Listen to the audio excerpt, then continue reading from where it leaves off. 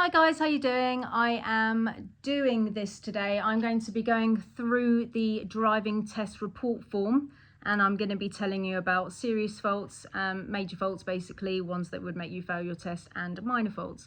Some of you may know what this form is because you may have already seen it. It is electronically delivered to you these days. I think you see it like this. But certainly this is what it looks like if you saw it on the examiner's computer. It used to be like written on a piece of paper, but now it's all electronically done, right? That's why I haven't got one. That's why I'm doing it on a computer myself. So I'm going to go through major faults, minor faults, and tell you about them. Now, it is circumstantial to the moment. What people were around, what people were affected by what happened. So it can be that it could be a minor or a major depending on the actual situation, depending on the examiner's mood, depending on whether there was a pedestrian, a bike, or anyone close to you. That would maybe determine whether it's a dangerous fault that you nearly hit them, or a serious fault if they were there. So that can be the difference between those two marks there. Something could be a minor sometimes and a serious at other times. So the classic is that if you are asked to pull up on the left and you leave your signal on and the examiner asks you to pull away again, if you leave that signal on to the left, some people might get away with it because there's no one around. No one was affected by it. So sometimes that's a minor fault for leaving your left signal on, and sometimes it's going to be a serious because there was loads of people around and you're communicating that you're keeping to the left when actually you were pulling off to the right. So it could be a serious fault. So it's circumstantial. So I'm going to go through as many reasons or things that you need to look after as possible in this video, with the 22 years of knowledge that I've got. And try and help you with that. I've seen so much. I've seen people get away with things. I've seen people go down for things. So anyway, I'm just going to give you as much information as physically possible so it helps you, right? Let's start. At the top of the report form, straight away, eyesight. You've got to be able to read a number plate at 20.5 meters. It is imperative. Your eyes have to be okay for you to sit that exam. The examiner's going to, the very, very first thing after you sign your document that you've been in the country for a certain amount of time and that your health is all right and that you've explained that you're taking your driving instructor or you're not, you go outside, the first thing that you do is check your eyesight. You have to be able to pass that. If you are struggling, he's going to go and get a tape measure and he's going to measure it out, and then you're going to give it a go at 20.5 meters. And if you can't read it at 20.5 meters, I'm afraid that's over. You've lost your test money. You're going home, basically. So just make sure that your eyesight is good enough before you go. Then moving on to the highway code safety questions. So you're going to get a show me, tell me question before you go. I should talk about the health of the car. The examiner is going to check the health of the car. Eyesight first, then he's going to look round the car. If you are taking your own car, it mustn't have any warning lights on it. Their wheels must be legal. The tyres must be legal. There mustn't be any nails, cuts, glass, anything inside the tyre that could make it explode. The whole car has to be legal and like it's going to pass an MOT. Otherwise, the guy's not going to get it. Well, the examiner's not going to get in it, right? Also, the car has to be clean as well. If you've got horses or something and you're cleaning out horses, you can't take your Jeep down there with mud all over it because they're going to reject under cleanliness issues. You've got to have a clean car. It's almost like you're putting a suit on your own car, yeah? And you're taking it for a job interview. The car's got to look good, yeah? Or acceptable. All right, so highway code. You're going to get your first show me, tell me question inside the car. The worst thing that can happen when you're not even driving is that you're going to get a minor fault for that. So if you don't know how to check if the indicators are working, the examiner's going to be like, all right, you don't know. And then he's just going to give you a minor. When you're driving and you're doing your show me, tell me question, you can fail because if you try and turn the lights on or you demist the front and back windscreen, or you put water on your front and back windscreen and you lose control of the car, you wobble or you break the speed limit or you go way too slow, that's going to make you fail. In a way, it's actually better for you not to know where the button is, because if you don't know where the button is, you get a minor. But if you do know where it is and then you interact with it badly, then you're going to fail because the car's wobbling, you're nearly hitting the curb, nearly hitting the parked cars, going like into oncoming traffic or whatever. Yeah, so you know, that's where the fail could be. That's where the serious fault could be, or the dangerous fault. Yeah. Otherwise it's a minor, right? Moving on to if you're going down the form here on this side, these are all the maneuvers, right? So all of the maneuvers are on this side. This is actually one of the old forms, but it's good enough. We're going to use this today. So all of the maneuvers, so I'm just going to go quickly through the maneuvers. Okay, so let's just start with the bay park. So bay park, you can go into Tesco, Sainsbury's or some kind of car park and you're going to be asked to either reverse into a space or pull into a space. Left or right, it's up to you normally. It's quite rare that the examiner's like, I want you to do that one. You normally have the privilege of choosing your own gap, right? The first thing that I will say is when you're going to be doing this maneuver, observation. Make sure your observation is good enough. If your observation isn't good enough, it's not safe enough. So you're just going to fail with serious faults for all dangerous faults for nearly hitting a car or nearly hitting a pedestrian. Or if there was something there, you would have hit it. Another thing is make sure that when you're stopped and you're setting up the maneuver, be careful not to block people into their bays. Yeah, if you're stopped and you're having a really big think about it, which isn't too bad, but if you're stopped and having a really big think about it, those people can't get out of their bays. It might frustrate them. They may use their horn, and then you're gonna fail for that. That's you're in someone's way. You're causing somebody frustration. So observation is blind spot and back window when you're doing the maneuver. If you don't do that, you're going to fail anyway. So make sure that you're going slow enough so you've got good control and good observation. That's really important. The accuracy is the absolute last thing he's looking for. So if the maneuver goes a bit pear-shaped, that's fine. You've got 3 fixes and I'd squeeze a 4th out of it if you can. If you want to, just keep going until he goes, no, that's enough. You obviously need to have more practice. Keep going. Keep calm and keep fixing it. As long as your observations are really, really good, just keep going. So with the bay park, you've got to end up between the lines. Don't worry if you've completely, messed it up.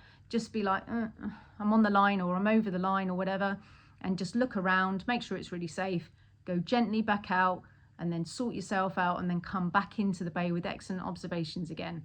So serious fault would be that you're over the lines. That's going to be a serious fault, okay? If you go out and fix it, you're going to get a minor. 1 minor, if you're fixing the maneuver, buys 3 fixes. So it's not like if you go out 3 times, you get 3 minors. No.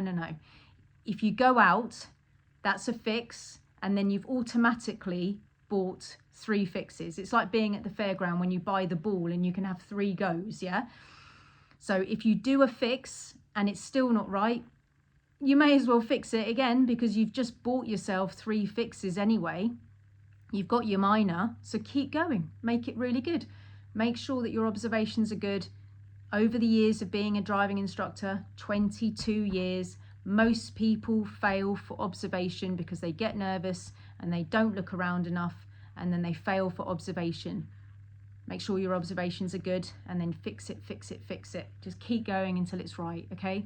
So reverse bay and pull in bay, you need to end up in the lines. Doesn't matter, right? Don't block people into their bays. Be very careful about blocking people into their bays because they might just reverse straight into you. Yeah, they don't even know that you're there because their observations aren't very good, and then the car is in danger. Then you may need to use your horn. Yeah, in real life, ooh, definitely. If you're in a car park and somebody's reversing out, use your horn to save your car. Right, where was I? Okay, moving on to reverse park, as in the parallel park. Okay, similar. Make sure that your observations are absolutely amazing. You're more likely to fail for observation, especially if the maneuver goes wrong, because you're going to be nervous and you're going to want to get it right. Hitting the curb is a fail. If you skim it or hit it very, very carefully, you might get away with a minor. That is another reason why you need to go very slowly, because if you make contact with the curb, you might just go, oh, I've just hit it a little bit, and then the examiner may be like, yeah, all right then. You hit it a little bit, fair enough, I'll give you a minor. But if you smack into it, you're done for. So that's another reason why to go slowly. The maneuver is very pressurized. If you get the maneuver, it's likely that there's going to be people waiting for you. It's your driving test. He's not going to go to a really quiet road and give you a really nice parallel park where no one's around. It's about pressure. When you go to London, Birmingham, Bristol, and you're trying to catch a show or go to you've got a time on, you've got to be somewhere, you find a parallel park, you've got to get it. There's going to be people everywhere. It's about pressure. Make sure that you think to yourself, okay, that person's safe, it's cool. I'm not going to speed up my maneuver because I want my driving license. That person's already got their driving license. I'm not going to let them put pressure on me. I'm not going to speed up because that will make me probably go past my reference points and hit the curb. Take your time. It's all about it. It's all about pressure. If you were the person who designed the test and somebody said, yeah, where do you think we should do the parallel park? If you were the designer of the driving test, you are not going to sit there and go, where's the quietest road that we could take them so we're really kind and nice? You're going to say, let's do it in a busy place so we can see what they act like under pressure. Because if you are ever parking on a main road to do a parallel park, there's going to be people everywhere. It is about observation. You can fail for observation again. If you don't check your blind spot at your point of turn or at the beginning, you can fail. If you don't look out the back window, you're going to get serious faults because the safety's not there. If the observation is half there, you're going to get minors. If it's fully there, brilliant. If it's not there at all, it's serious, because if there was something there. If you reverse back and there was something there, it's a dangerous fault, yeah? So you probably start to realise if there's something actually there, it's a dangerous fault. If there could have been something there, it's a serious fault. And then if you're like half doing something or it's not really going to affect somebody else that much, then it's a minor. You're allowed 15 minors on your test. 16's a fail. That's a lot, yeah? A lot of people don't really get that many minors. So it's a lot, yeah? So parallel park, don't hit the curb, don't end up too far away. The area that you need to finish in is within 2 car lengths. So you're basically parking behind a car, pretending that you're fitting into a small gap. So you have to finish within 2 car lengths from the back of the car. That's not your working area. You might be all over the place and back there all over, but you go forward at the end, check everything and go forward and make sure that you end within 2 car lengths from the back of the car. The examiner's under a large time limit restriction. It's very likely that when you do this manoeuvre, you'll be finished in front of a driveway at the end because he has not got a lot of time. He will give you special permissions to say, don't worry about the driveway, you can finish in front of the driveway, it's cool. When you're driving around, he needs to see that you can pull up on the left safely. He may give you special permissions to pull up on double yellow lines, single yellow lines, even bus stops. I've seen it before, a bit weird that one, but I have seen that before. If he doesn't give you special permissions, you must not park on any of those things. Otherwise, you could get a serious fault because that is not a place where you're normally allowed to park. If you have a special permission, don't worry about the double yellow lines, that's fine. But if he says pull up in a safe and convenient place, being on a double yellow line or a single yellow line or zigzag lines or a bus stop is not where you're supposed to park normally. You need a special permission for that, okay? Okay, so and the reason why I say that with a single yellow line is because the times of operation of a single yellow line is highly likely going to be daytime. Yeah, 8 till 6, it operates as a double yellow line. And that's when all the tests are done. At night time, you could park on a single yellow line if it's not in operation anymore. Because it's not in operation anymore. It's like it doesn't exist. If the lines were made of LED lights in the future and it was 8 till 6, there was a yellow line there at 8 till 6, and then 6 o'clock came and it was like switches off, all the lights switch off, so everybody goes and parks on it, and then the light would reappear again at 8 o'clock in the morning. So you've got to move your car before 8 o'clock in the morning. Okay, so moving on, pull up on the right. When you're pulling up on the right, to do your straight maneuver, your reverse in a straight line, make sure that you check your blind spot. You're going down the road, you're driving, mirror signal, blind spot. Yeah, because somebody might be overtaking you because they don't want to be behind a learner. Be careful, make sure there's no one overtaking you. If you're pulling up on the right and there's somebody oncoming to give way to, stop, give way to the oncoming person in a stopped position. Then check your blind spot again and then move over. Then go up and park about a drain width away from the curb. You could fail for bad pulling up. If somebody's overtaking and you go to the right, of course, that could be serious or dangerous straight away. If you try and pull up on the right because you can see somebody coming and you rush it, you've just cut somebody up. That could be a serious fault. When you're actually doing the maneuver, you can't hit the curb. It's a bit like the parallel park. If you hit it very, very gently, you might get away with it. So that's another reason why to go slowly. I teach the maneuver to stop about 2 to 3 times. You don't have to. Have a look at my other video. But you can do it in one piece. But if you hit the curb or end up too far away from the curb, that's a serious fault. Control, observation and accuracy. How does the person control the car? How does the person observe? All-round observations. Blind spots at the beginning. When you're reversing, mostly look out the back, but stop for everyone. Lots of people fail that maneuver because people overtake like bikes and bikes and cars, and then there's pedestrians too close. You must stay still when you're doing that maneuver. If people are close proximity to you and driving past you, that is a fail. You must stay still when you're doing that maneuver. So do a bit and there's a blue car coming, stop, let them pass you. Then when they're gone and it's healthy, carry on again. If there's a pedestrian trying to cross the road near to you, stop. Let them go. Make sure that you're looking out the back window mostly, checking the blind spots, yeah? Don't hit the curb or end up too far away from the curb. You've got 3 fixes, just like any other maneuver. The bay part's got 3 fixes. The parallel part's got 3 fixes. The pull up on the right's got 3 fixes. If you're going into the curb and you think, oh man, I'm going to hit the curb, it's fine. But just check everything. Go forward, get yourself sorted with a nice position, come back again with excellent observation. If you ever fix any of your maneuvers, make sure that your observations are even better on the next time that you do it to protect yourself. Okay, let's go down. What else? Taxis, no. Okay, moving on to the control of vehicle. Okay, so control with the accelerator. So things that you could fail for. Maybe like accelerating extremely hard. It depends on the situation, really. Accelerator, I don't think I've had a lot of people fail for an accelerator situation. Sometimes people rev their accelerator to an exceptional amount, but I think that would probably equate to minors rather than anything else. The car's going to be like, vroom, and it's going to be like, yeah, that sounded really throaty. But I haven't got any memories of somebody for actually failing or getting serious marks for that. I mean, I suppose if you use the accelerator, that you used the wrong pedal, you were trying to brake and you accelerated and there was a car in front of you, that would be a serious or a dangerous fault. If you got your feet all mixed up and then you use the accelerator and you lost control with the accelerator, that would be serious dangerous, yeah. But from personal experience, it's probably minors if you throatily use the accelerator.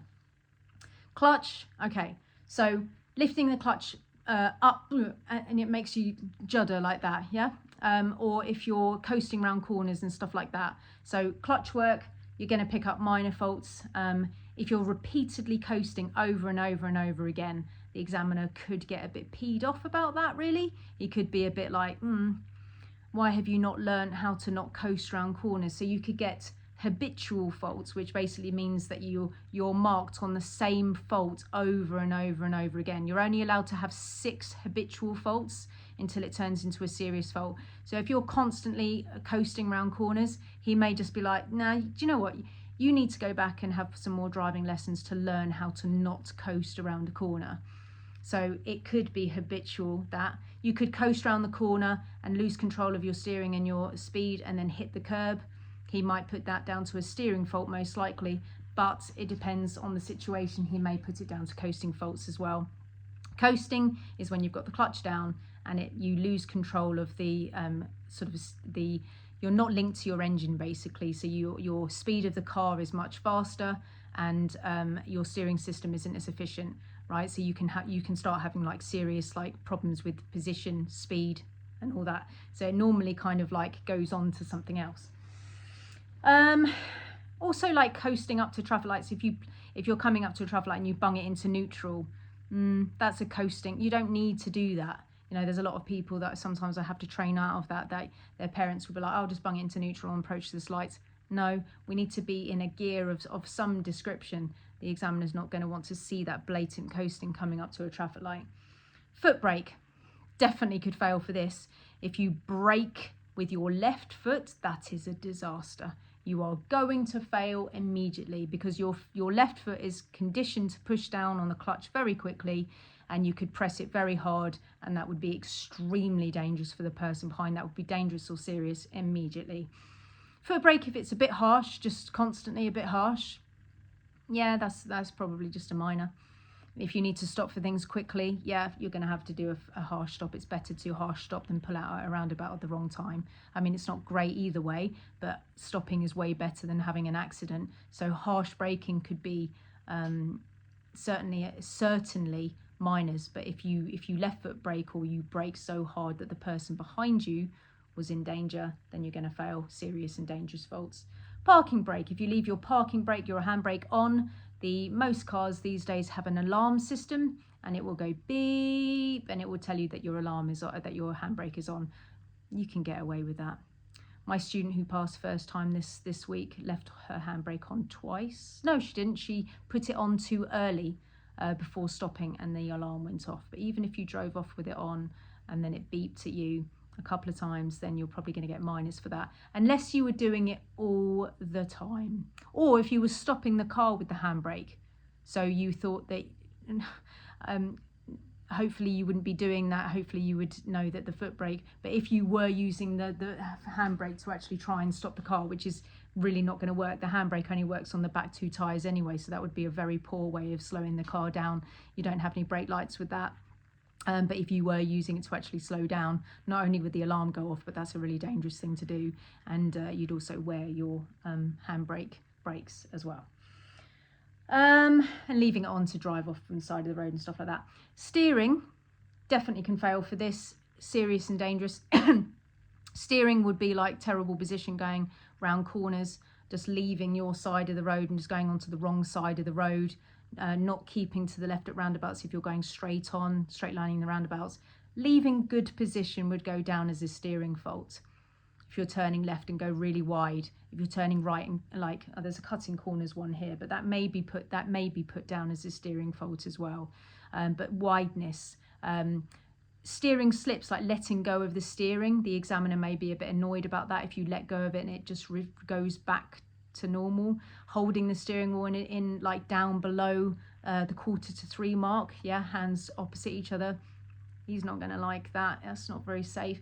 10 to 2, hold it, or 2:45, and hold it like a professional, and because your hands are going to be in a better position to be able to like respond to danger if they're in like on the rainbow, yeah, so across and 10 to 2.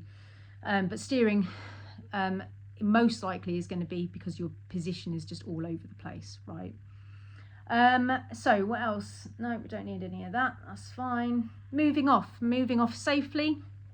Okay, there's a myriad of things that you could fail for safety. Using the wrong signal, moving off to the right with your left signal on, you can fail for. Like I said earlier, I think I said that earlier.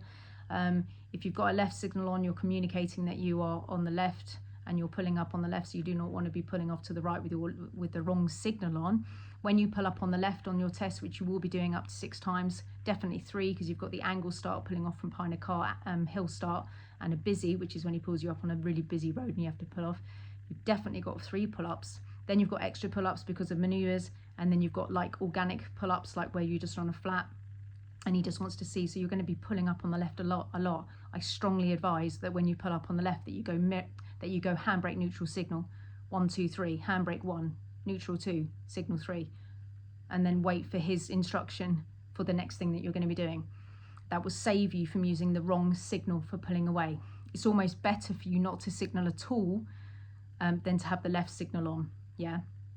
If you are pulling off to the right, the examiner does like a signal, but as long as there's no one behind you, go and check my other video because this is getting a bit detailed now, but you can't signal if there's somebody behind you who's coming, because they could freak out that you're going to pull off in front of you, and that can be really frightening for them. And if they emergency stop or they change their driving because your signal has frightened the person behind, then you can fail for that instantaneously. Your signal should be for the oncoming people to be alerted that you're going. You should be checking your mirrors and going, there's people behind me, I'm going to wait. And then when there's no one behind me, I'm going to go mirror signal, blind spot signal.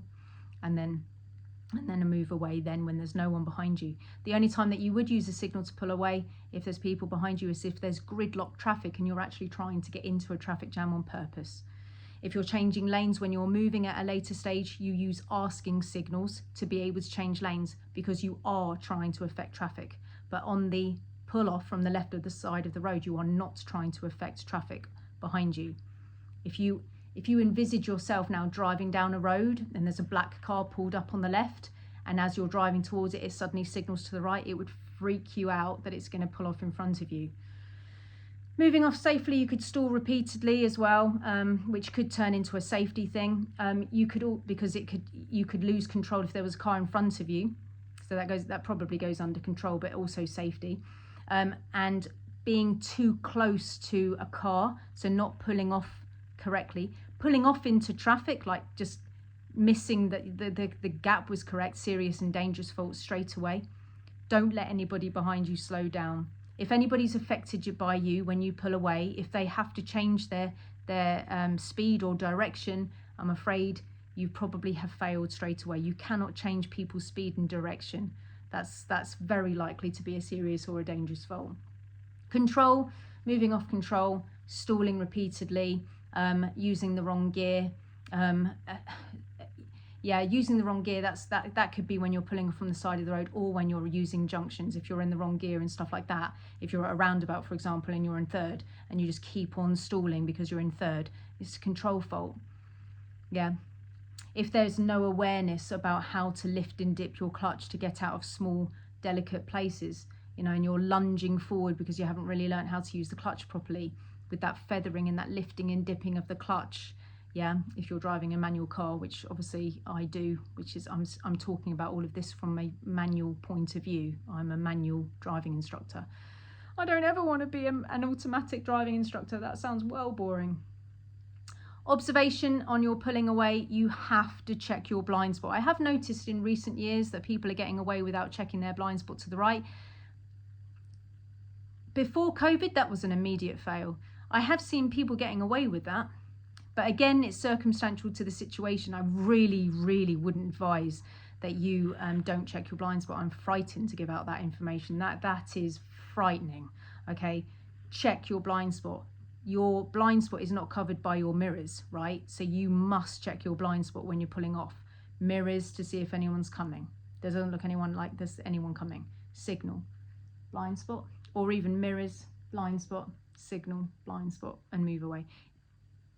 Make sure that you check. I remember somebody finishing their test once, and they got in the car, and then I was the pedestrian walking towards, and then the driver didn't check his blind spot and nearly hit me, and I leapt out of the way.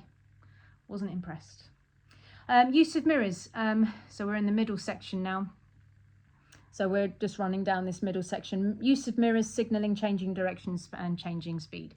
Okay, so I've noticed that this is a very long video. Right, use of mirrors, signalling, loads of minors. You could get habitual faults. Don't get more than 6 in one box. If you don't check your mirrors when you're signalling over 6 times, he may be irritated, and he may then just make all of those habitual faults turn into a serious fault.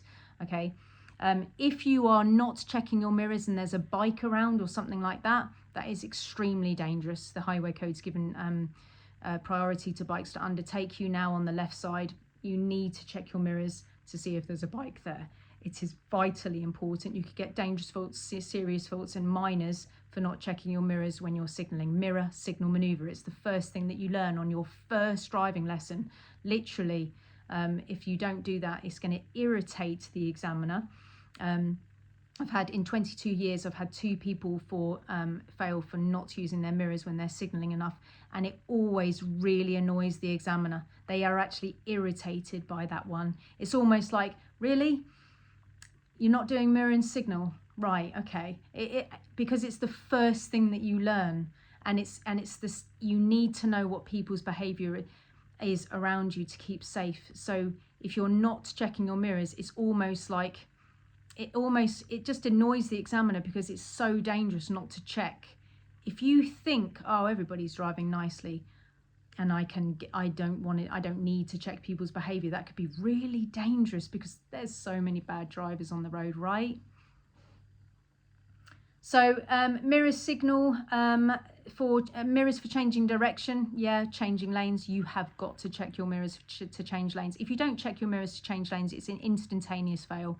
It doesn't matter if someone was there or not. If somebody wasn't there and you don't check your mirrors to change lanes, whether you're like, oh God, I need to be in that lane by mistake, swerve, like that's an immediate fail.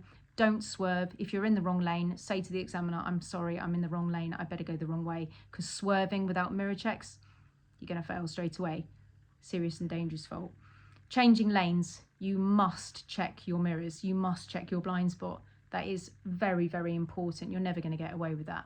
Like, never. It's just going to immediately get, you know, overtaking a bike, check your mirrors. Overtaking a parked car, check your mirrors. When you're coming back in after something big like a bus or something like that, check your mirrors to come back in.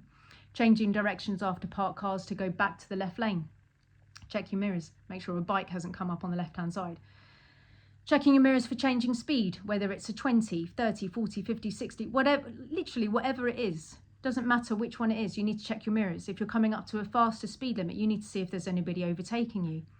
I told a horror story about when I was young and I went to go and overtake somebody who was doing 40 on a 60 because I was a bit like, oh, just really kind of want to go faster here.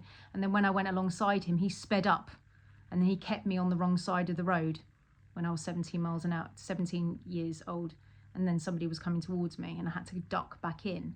Check your mirrors before going faster to make sure somebody is not on your right for safety reasons. Hopefully it's obvious to say that if you're coming up from a 60 to a 30, that you need to check your mirrors to see that there's no one too closely behind you. Because if you know about that nice and early, you can slow down in a different way and you're not going to get a car just going back into the back of you. I need to speed this up a bit because this is turning into a long video. Signals necessary. If you come up to a turn and you don't use your signal, literally if he said take the next road on the left and you just turn left, you needed to signal there. That's a necessary signal. You're going to fail. I'm going to speed this up a little bit now. Just give like one reason for things because it's turning into a ridiculously long like thing. But yeah, signal. If he says turn left, signal left. If he says turn right, signal right. If he says follow the road ahead, don't use the signal until you're leaving a big roundabout with a curb in the middle. You need to signal out of roundabouts that have a curb in the middle. But if he says at the beginning, follow the road ahead, he hasn't said the word left or right. So you don't have to do it, right? Sat-navs are a little bit different because it says take the third exit. Then you would have to work out like if the exit is after 12, if it's after 12, you're signaling right. Yeah, but that's the sat-nav. Signals correctly. If you signal left instead of right, you haven't signaled correctly. If you have signaled, if you signal out of a roundabout and you signal the wrong way, it's just incorrect. It's just the wrong signal. If you get your lefts and your rights mixed up and you have been asked to turn right and you go mirror signal left and then your brain just goes, oh, I'm turning right, then you've got the wrong signal on. Yeah, it might be better for you to go the wrong way because otherwise it's incorrect signal. Timed. Make sure that the timing of your signal is correct. Make sure that it doesn't look like you're going into the other road. If there's two roads on the left, make sure you've passed the first one if he wants you to take the second left. Make sure that you turn your signal off after you've left a roundabout so it doesn't look like you're taking the next road on the left after the roundabout. Make sure that if he says pull up on the left after the turn, that you go past the turn first and then you signal, because he's trying to catch you out to see what your timing of your signal is like. Clearance to obstructions, dangerous faults, serious faults. In meeting traffic, if you can't go, if you don't know, don't go.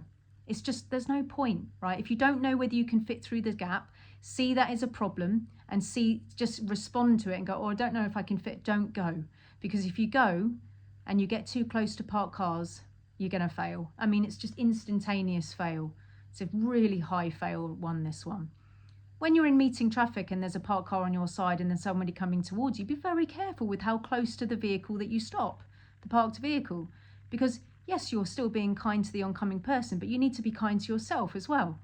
If you stop a Rizzler paper away from the parked car, the oncoming person doesn't care. They just care about you giving way to them. Be kind to them and be kind to yourself. Stop about 2 car lengths before if you can. If you have to be closer, fine, but try and just make it a car length away, because the closer you get to that parked car, the more you're going to shave the car. That's what it's called, shaving the car. You fail for shaving the car. Your clutch control would have to be really good to get out, Give yourself space. Clearance to obstruction is massive. Lots of the times when people fail for clearance to obstructions, they've been too close to cars, their next test they go too close to the other side because they're scared of the parked cars now, and then it's clearance to obstructions to the oncoming people. Look at the gap, look at the gap. If you don't know about the gap, if you've got any feelings of like, I don't know whether I can fit the gap through the gap, don't go through the gap. It's just pointless. Stop. Have a nice distance from the parked car. Have the people now moved over and being kind to you? Can you now go because the situation has changed? Can you now go because the big fat bus is gone and now we've just got a little smart car? Look at the gap. Be very careful. If there's any alert systems going off that you're like, oh, I don't know. If I say to my students, can you fit through the gap? And they go, that's a no. That's a no right there. That's a no. Do you think you can fit through the gap? That's a no. We need to stop. Response to traffic lights, pretty obvious, right? So I've had people fail for going, for stopping at a green light, going at a red light. Make sure that you're looking at the correct light. Has yours turned green, or is it just the person on the left's one? I made a video about that recently. Were you able to stop for a steady amber light because you had time? Were you at the line and you should have gone through, but you emergency stops? Those amber lights can be a bit of a nightmare. It depends on how far away you are. If it's changing to amber, well, if it's been green for a long time, be careful with your approach speed, because lights change all the time. That's their job. That's what a light does. If it's been green for ages, it's going to be red in a minute, and vice versa. So if it's been green for ages, don't approach with speed, approach with a more careful speed, because you don't want an emergency stop on your hands. Yeah, so approach it carefully, check your mirrors, slow down a little bit if it's been green for ages. Yeah, because if it changes, you're either going to have to do some kind of weird emergency stop or you're going to be flustered. If you come up to an amber light and you're like that, then you should go through, because it shocked you, you're way too far, you're way too close, you should go through. So if you go, then you should go through. If you're coming up to it and it changes amber and you're like, Roz, do you think I should stop here, or do you think we should have our sandwiches? If you've got time to stop, then you should stop. If you're like, then you should go. It's a difficult one. You'd have to be there to be experiencing it, but yeah. Road markings. Sorry, I haven't been showing you. We're just in the middle section here. Road markings, yeah? So stop signs. If you don't stop at a stop sign, total stop, yeah?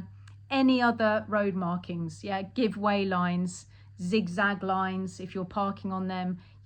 Road markings, it could be any road marking at all. That could even be your double yellow line, pull up on the left. He may just get you for that, yeah?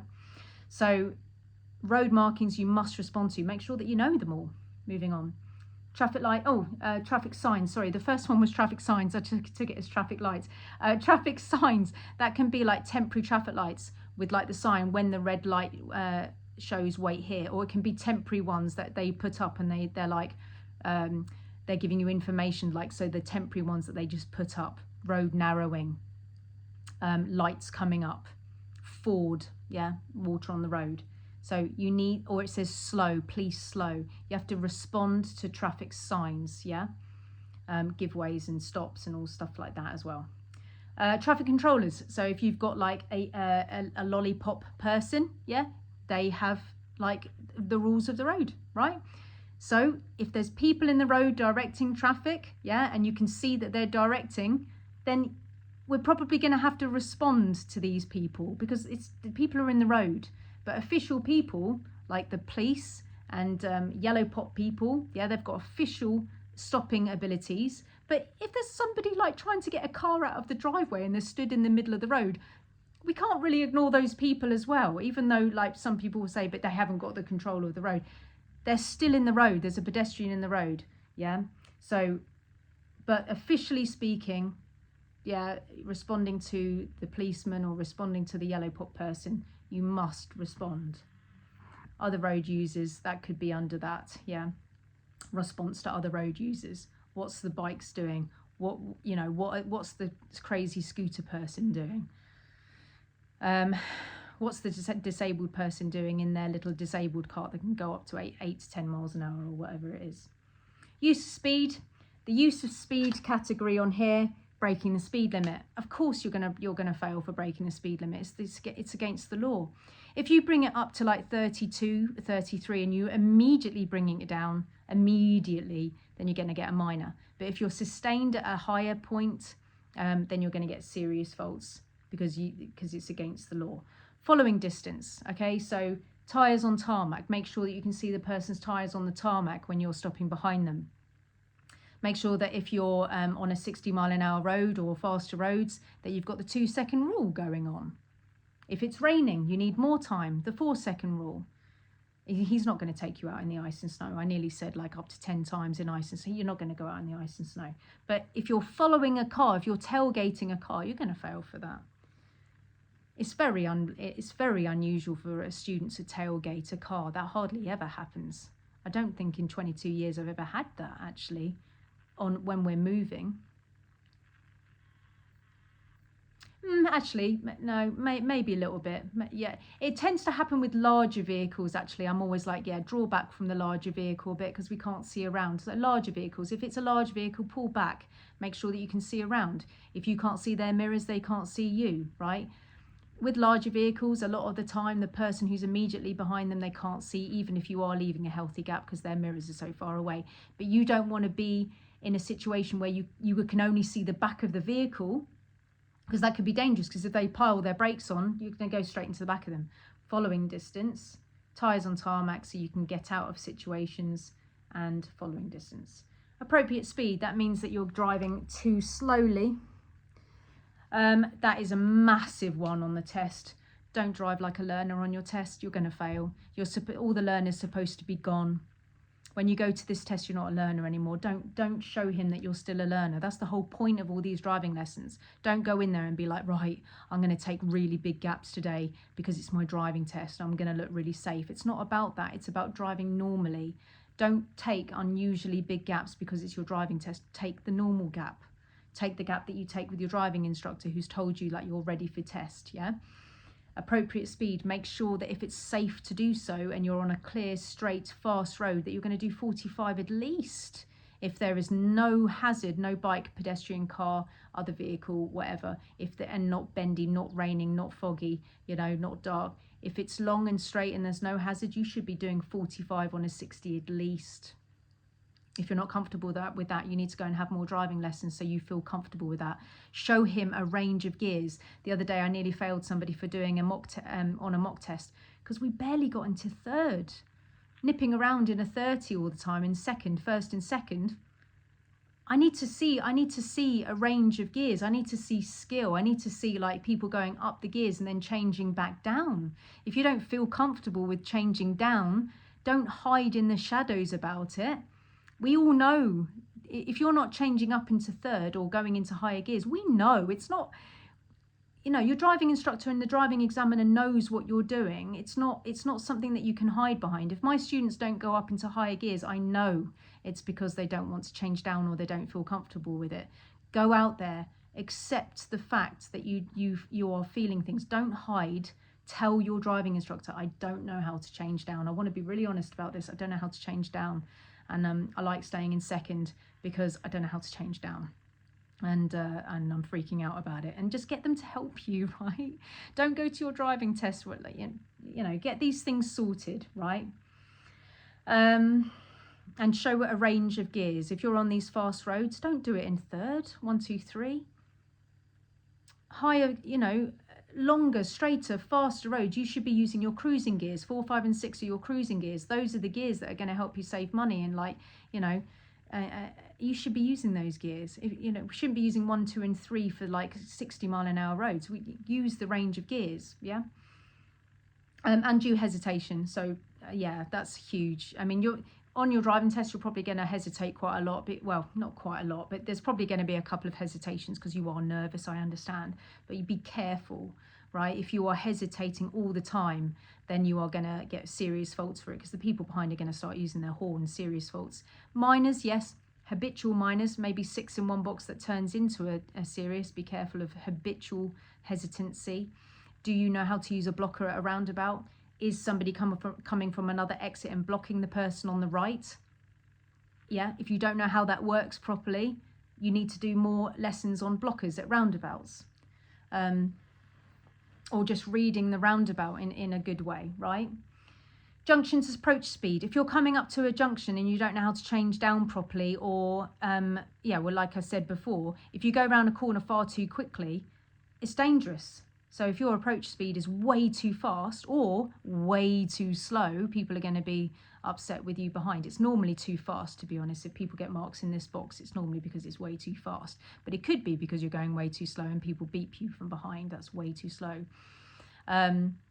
So approach speed, it could be because you don't know how to change down properly. It could be because you didn't see that the turn was coming up. I strongly advise that if you're coming up too quickly to a turn, it may be better for you not to take the turn, because the people in the turn anyway are going to see your approach speed and they're going to be freaked. Oh, it's a difficult one.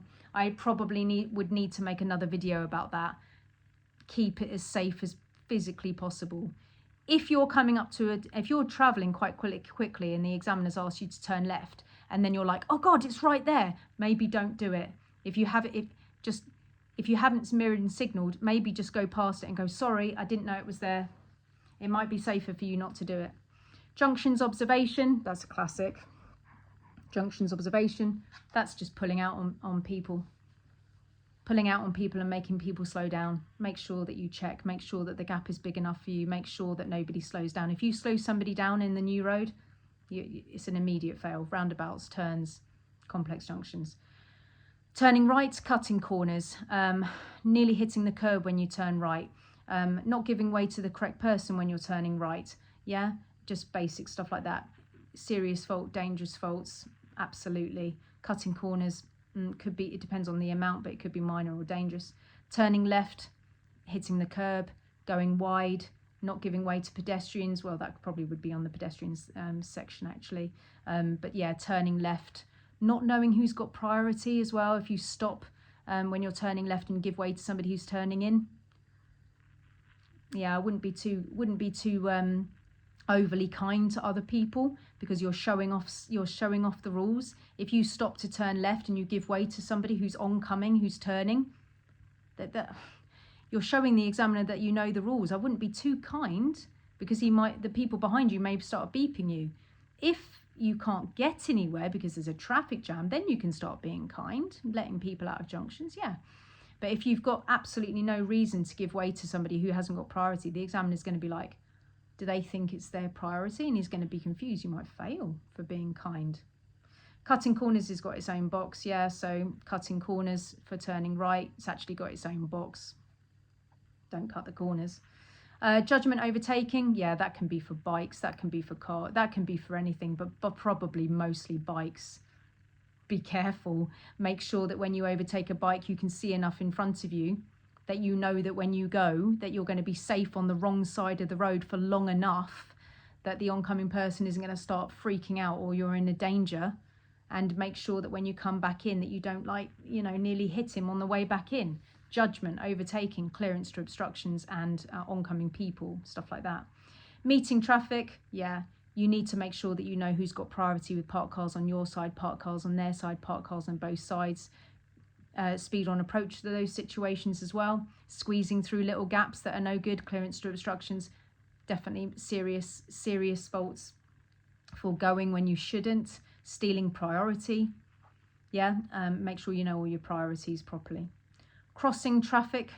So when you're turning right, if you're like, oh, there's only one car coming, I'm just going to quickly go, and then you like cut all the corner and you're crossing traffic, oncoming traffic badly, and they're like beeping their horn or they're upset with you or flashing their lights or emergency stopping, that's a crossing problem. Give way to oncoming people. It happens at crossroads quite a lot, that the student just goes, oh shit, I'll just quickly go before this car, like, and then they cut all the corner.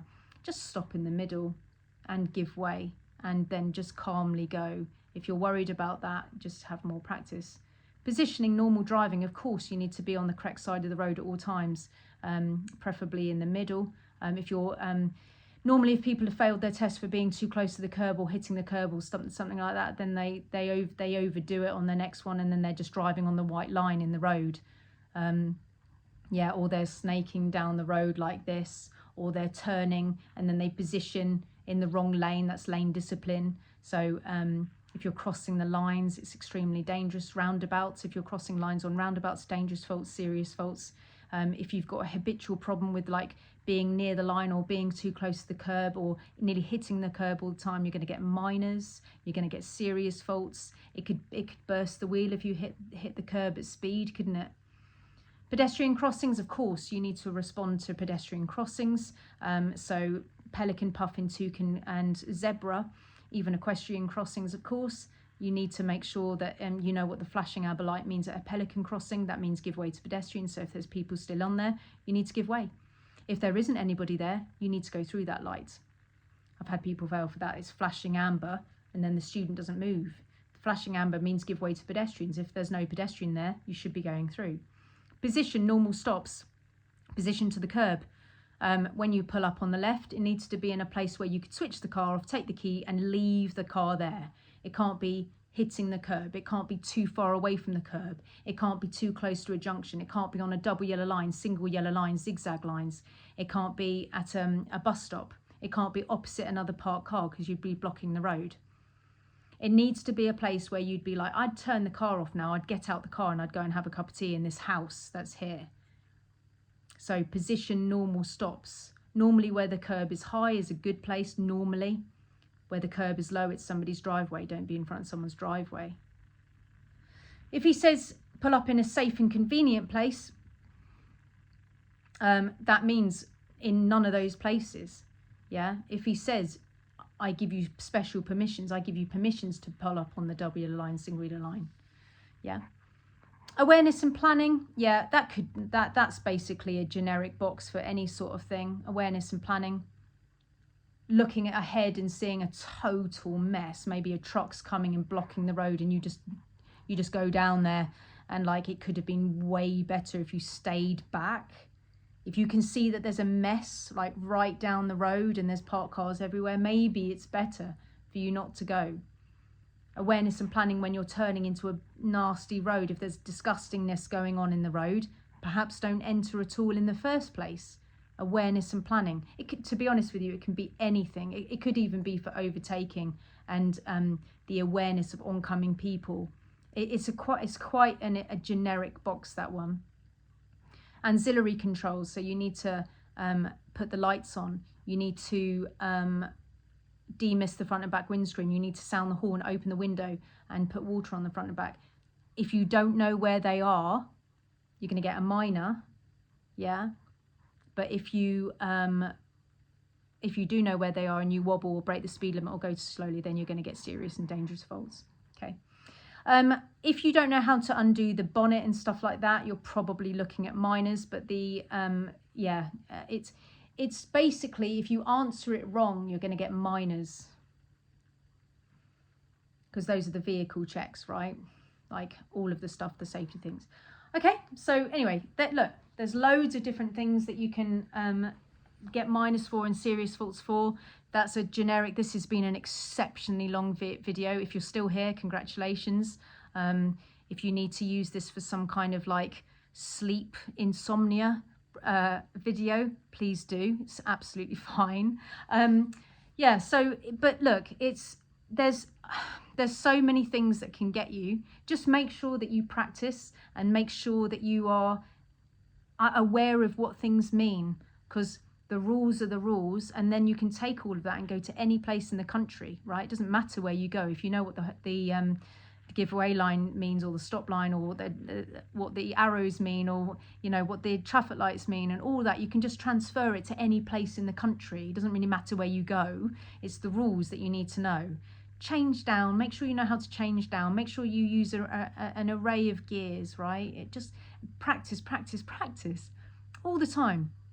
Get out in your car. The examiner can tell, you know, if you've been practicing in another car or doing lots of practice, you could just feel it. You just know when somebody's been practicing or they understand. Yeah. So please put in the comments other things that may have made you fail. I had to speed up this video in the end because it's literally been an hour. That's mental. This is the longest video that I've ever made in my life.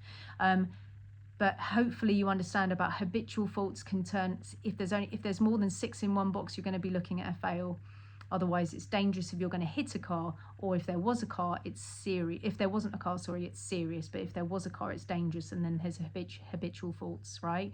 The best thing to do is just make sure that you keep practicing, right? Because there's a lot of things that you can go down for. Try not to have any luck, guess, and hope on your drive. That's really important, right? Because yes, you may be upset that like, oh, my friend did the same thing, but I got a serious fault and they only got a minor. Why? It's because there was people around, yeah?